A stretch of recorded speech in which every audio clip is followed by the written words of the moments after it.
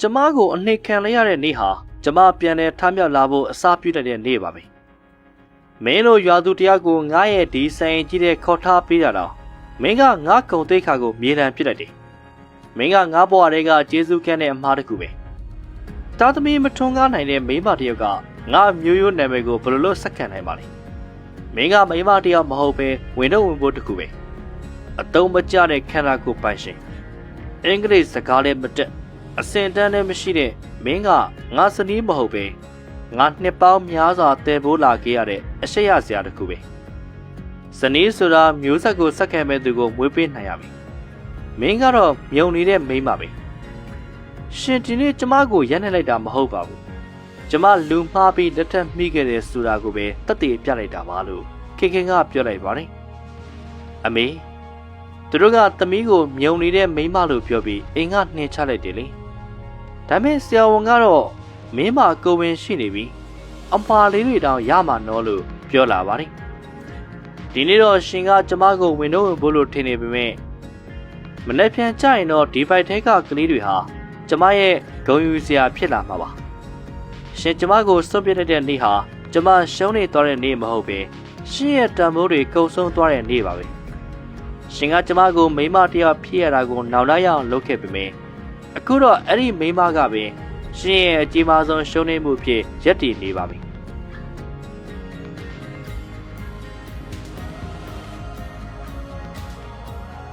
ည9 နာရီအချိန်မြို့ရဲ့အကြီးဆုံးကျင်ကောင်းပင်ဟိုတယ်ဖြစ်တဲ့ Royal Grand Palace ရဲ့လင်းရောင်တွေကတစ်ဖိဖိနဲ့တောက်နေခဲ့ပါတယ်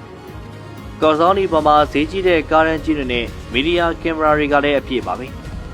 ခမ်းမထဲမှာတော့နိုင်ငံကျော်စီးပွားရေးလုပ်ငန်းရှင်တွေနဲ့တက်တန်းလာတွေရောက်နေခဲ့ကြပါတယ်။ဒီနေ့ကတန်းကျွဲတဲ့ဦးကျော်မင်းရဲ့ကုမ္ပဏီ25နှစ်ပြည့်နှစ်ပတ်လည်ပွဲပါ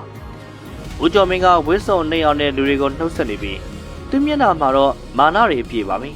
။အဲ့ဒီချိန်မှာပဲဟိုတယ်ပေါဝါကိုခင်ခင်ရောက်လာခဲ့ပါတယ်။သူမကမြန်မာဆန်ဆန်အဝတ်ကိုဝတ်ထားပြီးရိုးရှင်းရှင်းလေးလှနေခဲ့ပါတယ်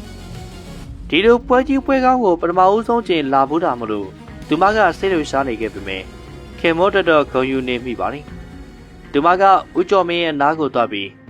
ရှင်ခေါ်လို့ကျမရောက်လာပြီလေလို့ပြောလိုက်ပါတယ်။ဦးကျော်မင်းကတစ်ချက်ကြည့်ပြီးခေါင်းညိတ်ဖြတ်ကဧည့်သည်တွေနဲ့ပဲစကားဆက်ပြောနေပါတယ်။ခင်ခင်ကတော့ဘေးမှာရက်နေရင်လူတွေရဲ့အဝတ်အစားနဲ့အင်္ဂလိပ်လိုစကားပြောတဲ့တွေကိုကြည့်ပြီးကြောက်စိတ်ဝင်နေခဲ့ပါတယ်။သူတို့နှစ်ယောက်ရဲ့အတိတ်ကိုပြန်ကြည့်နေမယ်ဆိုရင်ခင်ခင်ကအစာကလေးကချမ်းသာရဲ့သူမဟုတ်ပါဘူး။သူမကရွာကကျောင်းဆရာတယောက်ရဲ့သမီးဖြစ်ပြီးရိုးသားရင်ကျေးတဲ့မိန်းကလေးပါ။ဦးကျော်မင်းရဲ့အဖေကရှေးဦးဆွဲသမားဖြစ်ပြီးခင်ခင်ရဲ့အဖေကသူတို့မိသားစုဒုက္ခရောက်တုန်းကကူညီခဲ့မှုတာကြောင့်ဒီလက်ထပ်ပွဲကိုစီစဉ်ခဲ့တာပါ။ဦးကျော်မင်းကတော့ဒီလက်ထပ်ပွဲကိုလုံးဝသဘောမတူခဲ့ပါဘူး။ဒယ်ဒီကျွန်တော်ကအစင်တန်းမြင့်တဲ့မိန်းကလေးနဲ့ပဲလက်ထပ်ချင်တာ။ဒီရွာသူကကျွန်တော်ခုံနဲ့မတန်ဘူးလို့ပြောခဲ့ပေမဲ့အဖေဖြစ်သူရဲ့နောက်ဆုံးဆန္ဒမလို့မတက်တာပဲလက်ထပ်ခဲ့ရတာပါ။လက်ထပ်ပြီးကလေးကနေသူဟာခင်ခင်ကိုဇနီးတစ်ယောက်လိုလေးစားမှုပေးခဲ့တယ်လို့ဘယ်ပွဲကိုမှလည်းခေါ်မသွားခဲ့ပါဘူး။အခုပွဲထဲမှာခင်ခင်ရေးဆာလာနဲ့လင်မန်းတွေကဖန်ခွက်တစ်ခုကိုယူလိုက်ပါတယ်။သူမဟာဖျော်ရည်လို့ထင်နေခဲ့တာပါ။အဲဒီအချိန်မှာပဲဦးကျော်မင်းကနိုင်ငံသားဧည့်သည်တယောက်ကိုနှုတ်ဆက်နေတော့ခင်ခင်ကမင်္ဂလာပါကျမကသူဇနီးပါလို့ပြောပြီးလက်အုပ်ချီနှုတ်ဆက်လိုက်ပါတယ်။ဧည့်သည်ကလက်ဆွဲနှုတ်ဆက်ဖို့လုပ်ပေမဲ့ခင်ခင်ကကြောက်ပြီးလက်အုပ်ပဲချီနေခဲ့တာကြောင့်ဘေးကလူတွေကခိုးပြုံးကြပါတယ်။ဒါကိုဦးကျော်မင်းကစိတ်တူသွားခဲ့ပါတယ်။ခင်ခင်ကဖန်ခွက်ကိုကမ်းပေးပြီးဖျော်ရည်တမလားလို့မိလိုက်တဲ့အခါဧည့်သည်ကဒါဝီစကီလေးဖျော်ရည်မဟုတ်ဘူးလို့ပြောပြီးရီလိုက်ပါတယ်။အဲဒီခါမှာတော့ဦးကျော်မင်းရဲ့ဒေါသတွေကထွတ်ထွတ်ရောက်သွားပြီးခင်ခင်ကိုလူပုံလဲမာနဲ့ပါရဲလိုက်ပါတယ်။မင်းငါမျက်နှာကိုအိုးမဲတော့ရတာပဲလို့သူကအော်ဟစ်လိုက်ပါတယ်။ခင်ခင်ကငိုယိုပြီးကျမတမင်လောက်တာမဟုတ်ပါဘူးလို့ပြောပေမဲ့သူကတော့မဲလို့အစင်မရှိတဲ့မိမကိုခေါ်လာမိတာငါအမှားပဲ။မင်းကမြုံနေတဲ့မိမလို့အော်ပြီးလူပုံလဲမှာအဆက်ခွဲကခွာရှင်းစာချုပ်မှာလက်မှတ်ထိုးခိုင်းပြီးနှင်ချလိုက်ပါတယ်။ခင်ခင်ကတော့ဒီနေ့တော့ရှင်ကကျမကိုမြုံနေတဲ့မိမလို့ပြောပြီးနှင်ချလိုက်ပေမဲ့တနေ့ကျရင်ဒီကဘာကြီးကကျမရဲ့ကလေးတွေနာမည်နဲ့ကျမကိုသိစေရမယ်လို့ပြောပြီးထွက်လာခဲ့ပါတယ်။ အိညာမှာပဲသူမအမေအိမ်ကိုပြန်ရောက်သွားခဲ့ပြီးအမေဖြစ်သူရဲ့ရှင်ဝင်ထဲမှာငိုကြွေးနေခဲ့ပါတယ်။နောက်ပိုင်းမှာတော့သူမကကိုဝင်ရှိနေမှသိလိုက်ရပြီးအမွာလေးတွေရမှာဖြစ်လို့အရန်ဝမ်းသာသွားပါတယ်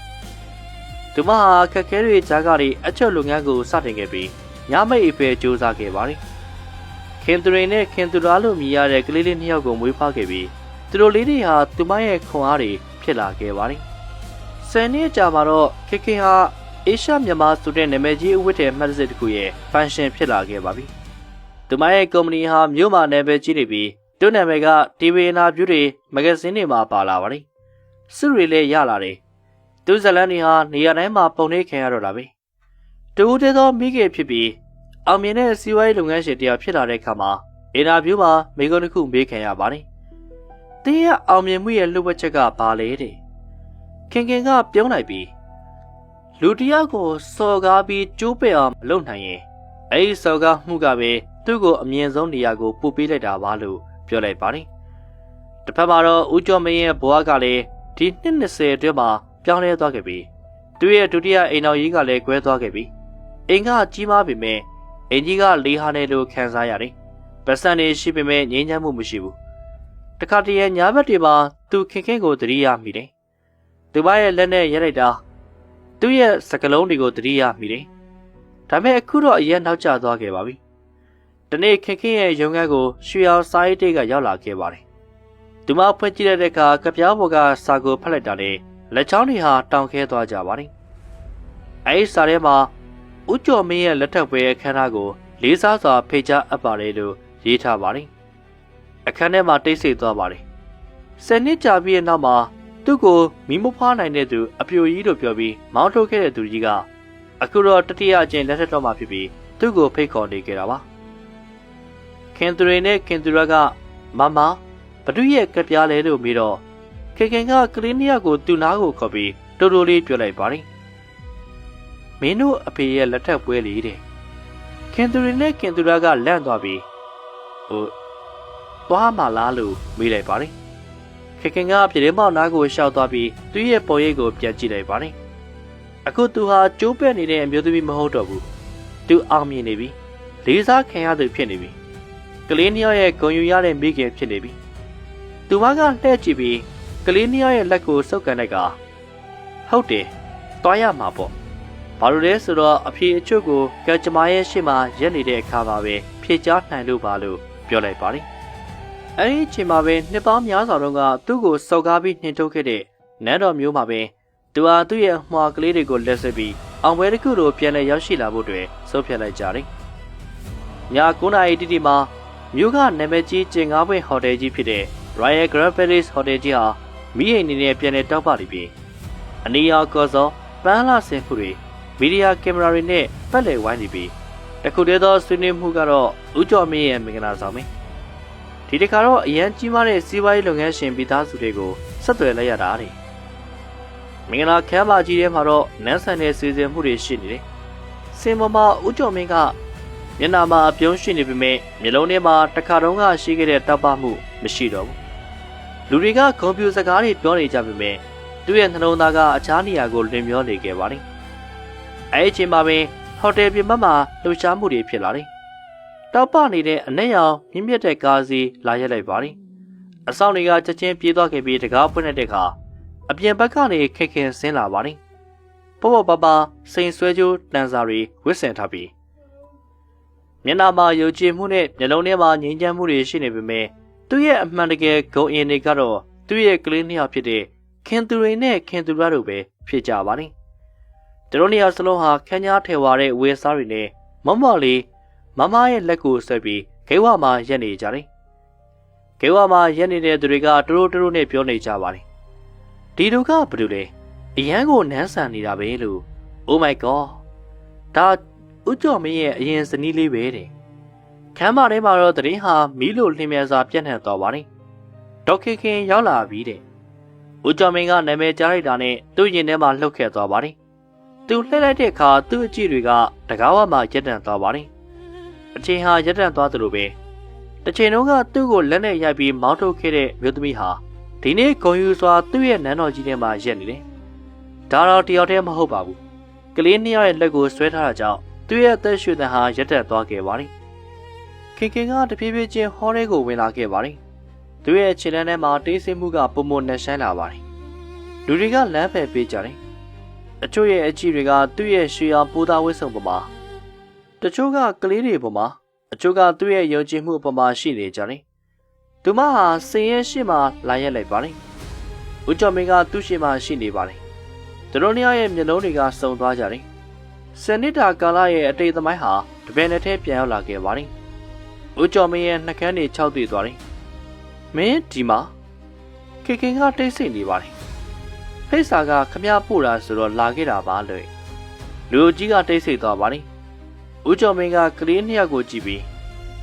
ဒီတော့ခင်ခင်ကကလေးနှစ်ယောက်ရဲ့လက်ကိုခတင်းတင်းဆုပ်ကန်လိုက်ပြီး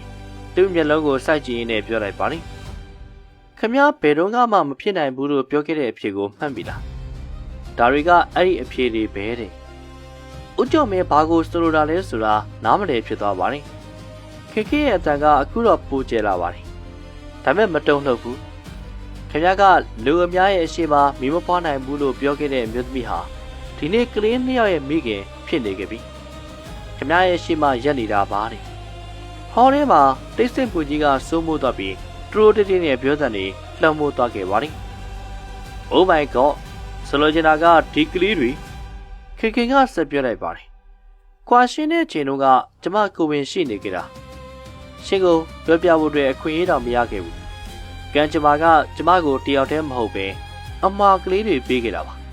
။ဦးကျော်မင်းရဲ့ခြေထောက်အောက်ကမြေကြီးကပျောက်သွားသလိုမျိုးခံစားရတယ်။သူ့ရဲ့မျက်လုံးတွေကလေးနှစ်ယောက်ပေါ်မှာရောက်သွားခဲ့ပါတယ်။မျက်နှာပုံစံမျက်လုံးတွေအားလုံးကသူ့ရဲ့ပုံစံတွေကြီးပဲ။သူ့အတန်တွေဟာလေးလံသွားပါတယ်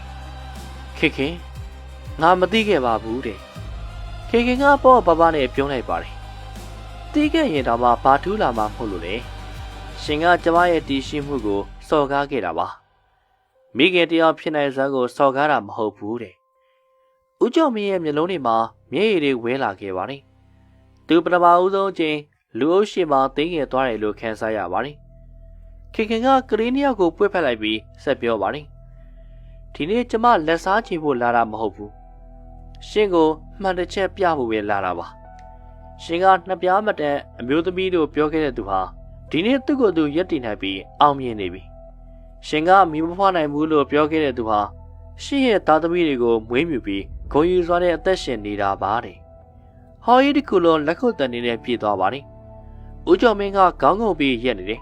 ။သူ့မှာပတ်စံနေရှိပေမဲ့လေးစားမှုမရှိဘူး။ခင်ခင်ကလှည့်ပြီးကလေးနှစ်ယောက်လက်ကိုဆွဲလိုက်ပါတယ်။ထပ်ခါသွားရင်ရက်လိုက်ပြီးနောက်မလဲပဲပြောလိုက်ပါတယ်။တတိထားပါအမျိုးသမီးတရားကိုစော်ကားဖို့ကလွယ်တယ်။ဒါပေမဲ့အဲ့ဒီအမျိုးသမီးကပြန်ထလာတဲ့အခါမှာတော့တမိုင်းကိုပြောင်းလဲပြစ်လိုက်နိုင်တယ်တဲ့။သူမဟာအောင်မေးရသူတူရှောက်လန်းလာသူလိုမျိုးဂုဏ်ယူစွာနဲ့ထွက်ခွာသွားခဲ့ပါတယ်။ဟောရဲ့လေမှာတော့တန်းကျဲတထေးကြီးဦးကျော်မင်းပထမဦးဆုံးချိန်တကယ်ကိုစင်းရဲသားတယောက်လိုမျိုးခံစားလိုက်ရပါတယ်။ဆက်ဆံရေးချို့ဟာမပြီးဆုံးသွားပါဘူး။သူတို့ဟာတယောက်ကိုတယောက်သူ့ရဲ့တန်ဖိုးကိုပြန်သတိပေးပြီးထားရခဲ့တာပါ။မမဘ누구ကမမကိုငိုအောင်လုပ်ခဲ့တယ်။ကြီးလာရင်လေသူ့ကိုလုံးဝခေါင်းမဖော်နိုင်အောင်လုပ်ပြမယ်လို့ပြောလိုက်ပါတယ်။ဒီဇလန်ကနေရရှိတဲ့သင်ခန်းစာကတော့လူတရားရဲ့တန်ဖိုးဟာအခြားသူရဲ့သတ်မှတ်ချက်ပေါ်မှာမမူတည်ဘူးဆိုတာပါပဲ။ပထမချက်အနေနဲ့အမျိုးသမီးတယောက်ရဲ့ခွန်အားဟာသူမရဲ့သိခံနိုင်စွမ်းတဲ့သူမရဲ့ပြန်လည်ရုန်းကန်နိုင်စွမ်းရှိတယ်ဆိုတာကိုပြသနေပါတယ်။ဒုတိယချက်ကတော့ဘဝမှာအဆက်ခွဲခံရတာဒါမှမဟုတ်ရင်ကြာရှုံးတာတွေကတကယ်တော့အောင်မြင်မှုစီကိုသွားမယ်လှေကားတစ်တွေဖြစ်သွားနိုင်ပါတယ်။တတိယချက်အနေနဲ့မိခင်မြတ်တာရဲ့အစွမ်းဟာဘလောက်တောင်ကြီးမားလဲဆိုတာကိုတွေ့မြင်နိုင်ပြီးကိုယုံကြည်မှုရှိရှိနဲ့ကြိုးစားမယ်ဆိုရင်ဘလို့ခက်ခဲကိုမစိုးကြော်ဖြတ်နိုင်တယ်ဆိုတာကိုဒီဇလန်ကမိမောက်ထုတ်ပြနေပါတယ်။ဒါဆိုရင်မိတ်ဆွေတို့ဒီဇလန်လေးပေါ်မှာဗာပြောချင်ပါတယ်။သင်ရဲ့အမြင်ဘာပဲဖြစ်ဖြစ်ကျွန်တော်တို့ကိုကွန်မန့်မှာပြောပြပေးပါဦး။ခက်ခဲအကြောင်းဗာပြောချင်ပါတယ်။ဦးကျော်မင်းအကြောင်းဗာပြောချင်ပါတယ်။သင်ရဲ့ဘလို့အမြင်တွေရှိလဲဆိုတာကွန်မန့်မှာပြောပြပေးပါဦး။အလားတူပဲဒီဗီဒီယိုကို like လုပ်ပြီးကျွန်တော်ရဲ့ YouTube channel ကို subscribe လုပ်ထားပေးပါဦး။ဗီဒီယိုမှာအဆုံးထိကြည့်ရှုပေးခဲ့တဲ့အတွက်အားလုံးကိုအထူးပဲကျေးဇူးတင်ရှိပါတယ်။ဒီတက်ပုံမကောင်းမတဲ့အကြောင်းအရာတွေကျွန်တော်ပြန်လာခဲ့ပါဦးမယ်။နောက်ဗီဒီယိုမှာပြန်လည်ဆုံတွေ့ကြပါသေးတယ်။